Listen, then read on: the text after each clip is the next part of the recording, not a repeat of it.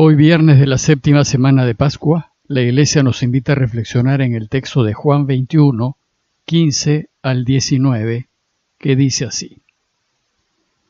Habiéndose aparecido Jesús a sus discípulos y después de comer con ellos, dice a Simón Pedro: Simón, hijo de Juan, ¿me amas más que estos?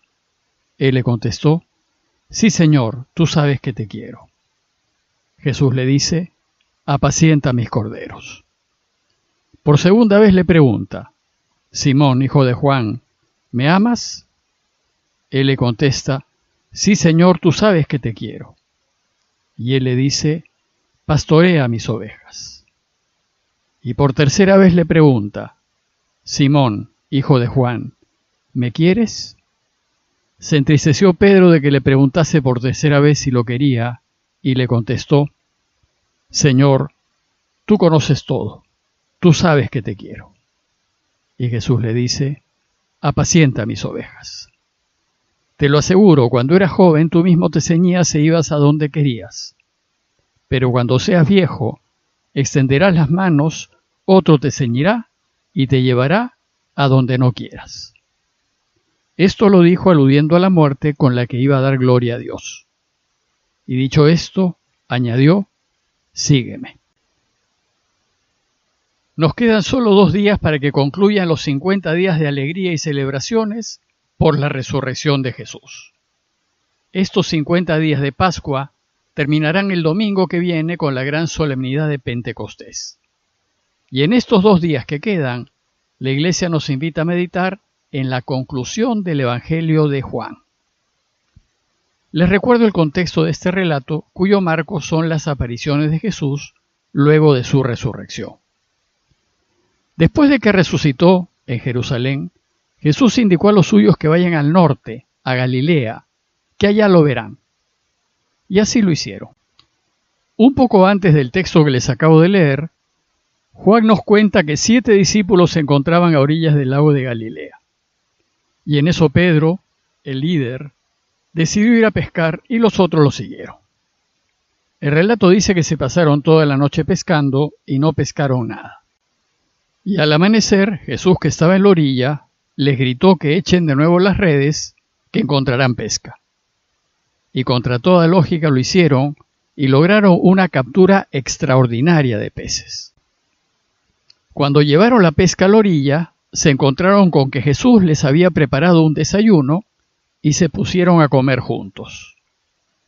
Este relato ya lo meditamos en la primera semana de Pascua y dijimos que esa comida que compartieron es un antiquísimo relato de las Eucaristías que celebraba la Iglesia en sus inicios. Bueno, pues el texto de hoy retoma el relato en este punto y parte diciéndonos que, habiéndose aparecido Jesús a sus discípulos y después de comer con ellos, empezó un diálogo. El diálogo que siguió a este encuentro con Jesús resucitado tuvo lugar a orillas del lago de Galilea y fue la última aparición de Jesús a los suyos, según el Evangelio de Juan. Y este diálogo que la Iglesia nos invita a reflexionar se puede dividir en 2 partes. La primera parte gira en torno a las preguntas de Jesús y a las respuestas de Pedro. Y en la segunda parte del relato, Jesús habla del destino de Pedro. Veamos primero las preguntas y respuestas. Hay que recordar que Pedro llevaba una carga muy pesada. En 3 ocasiones había negado públicamente conocer a su amigo Jesús y toda la comunidad lo sabía. Seguramente Pedro andaba muy avergonzado con sus hermanos. Sin embargo, parece que la comunidad lo quería y lo seguía respetando. En este contexto, Jesús dice a Simón Pedro: Simón, hijo de Juan, ¿me amas más que estos? Se trata de una pregunta pública, delante de los otros 6 discípulos. Jesús sabía que Pedro lo quería, pero quería que se lo dijese públicamente y que le dijese que lo quería más que los otros 6 que estaban allí. Entonces Pedro le contestó: Sí, Señor, tú sabes que te quiero. Pedro sabe que Jesús sabe, pero Jesús desea escucharlo de boca del mismo Pedro. Al oír la respuesta de Pedro, Jesús le dice: entonces, apacienta mis corderos. Los corderos y las ovejas en este relato representan a la iglesia, a todos nosotros. Jesús, por tanto, lo que le dice a Pedro es: Pedro, si en verdad me quieres, preocúpate de mi iglesia y hazte cargo de mis discípulos. Pedro era el líder indiscutible del grupo y Jesús ya le había confiado su cuidado. Pero a Jesús no le basta que le digamos que lo queremos. Tenemos que demostrarle que es cierto haciendo lo que a Él le agrada. Pues son los hechos y no las palabras lo que demuestran el verdadero compromiso y el verdadero amor. Ignacio de Loyola dice que el amor se debe poner más en las obras que en las palabras. Para sorpresa de todos, Jesús vuelve a insistir y por segunda vez le pregunta: Simón, hijo de Juan, ¿me amas? Y Pedro, tal vez algo sorprendido, respondió: sí, Señor, tú sabes que te quiero. Pedro le reafirma su cariño delante de todos. Y Jesús le vuelve a decir: si en verdad me quieres, entonces pastorea mis ovejas. Preocúpate de los míos, de los que me siguen, de mi iglesia. El problema fue que por tercera vez Jesús le pregunta: Simón, hijo de Juan, ¿me quieres?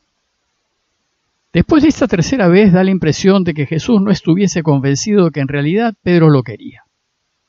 También lo debió pensar Pedro, pues Juan nos dice que se entristeció Pedro de que le preguntase por tercera vez si lo quería.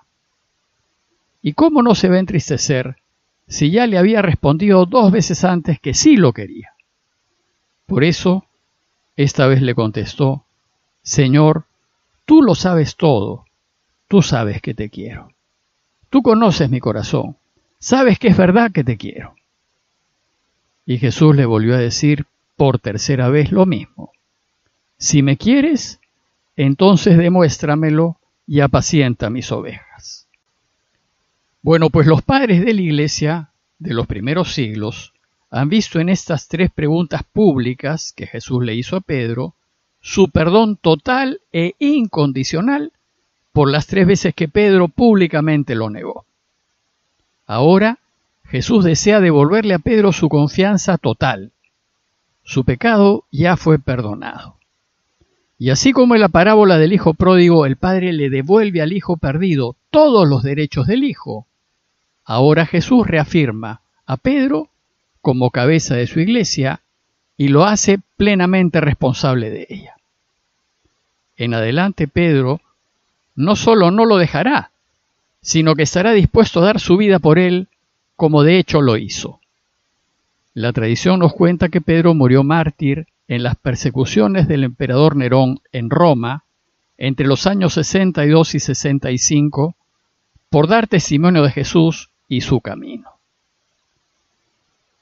En la segunda parte del relato, Jesús anuncia a los presentes lo que será la vida de Pedro. Y le dice: te lo aseguro, cuando eras joven tú mismo te ceñías e ibas a donde querías. Jesús le dice algo así como: Pedro, antes de conocer mi camino, tú decidías tu vida y elegías lo que te parecía mejor. Pero ahora, al confesar que me quieres, tu camino ya no será tu camino, sino el mío. Ya no decidirás tu vida como mejor te convenga, sino que la decidirás en función de mi camino. Por eso le dijo: cuando seas viejo extenderás las manos, otro te ceñirá y te llevará a donde no quieras. Mi camino, le dice Jesús, no es fácil. Y si vas a actuar con justicia y a mantenerte en la verdad, probablemente terminarás haciendo lo que no quieres. El evangelista concluye diciendo: esto lo dijo aludiendo a la muerte con la que iba a glorificar a Dios. Pedro glorificó a Dios entregándose totalmente a su causa, y por eso lo mataron.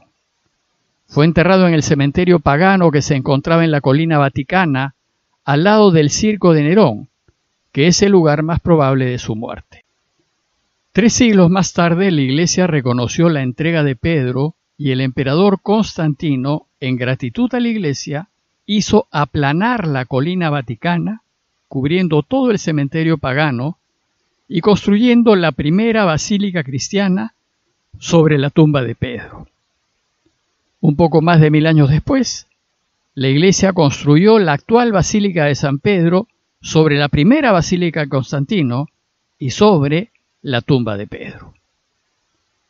El relato de hoy termina con las siguientes palabras de Jesús. Dicho esto, Jesús añadió, sígueme. Ahora Pedro ya lo puede seguir porque recién ahora está dispuesto a entregárselo todo y a perderlo todo por él. Y esto lo va a poder hacer solo porque lo ama sin condiciones. Pues para poder caminar el camino de Jesús es necesario que estemos enamorados de Dios. Si no lo estamos, a la hora de tomar una decisión, no vamos a elegirlo, sino vamos a elegir aquello que tenemos al centro de nuestro corazón. Para poder elegir a Dios, Él tiene que estar al centro y tiene que ser el primero. Si no estamos perdidamente enamorados de Dios, no estaremos dispuestos a perder nada por Él. Y si no estamos dispuestos a hacerlo, no lo podremos seguir. Como conclusión, los invito a que consideremos qué tan enamorados estamos de Dios. A Dios le gusta que le digamos que lo queremos, y debemos decírselo frecuentemente. Pero si realmente estamos enamorados de Él, debemos vivir como Él quiere y hacer lo que Él le agrada. Ayudar al necesitado, cuidar a los demás, velar por el prójimo. ¿Lo hacemos? ¿Nos preocupamos de que la gente tenga lo necesario para vivir? ¿Vivimos nuestras vidas a la luz de la verdad y de lo que es justo? Es decir, ¿verdaderamente amamos a Dios? Parroquia de Fátima, Miraflores, Lima.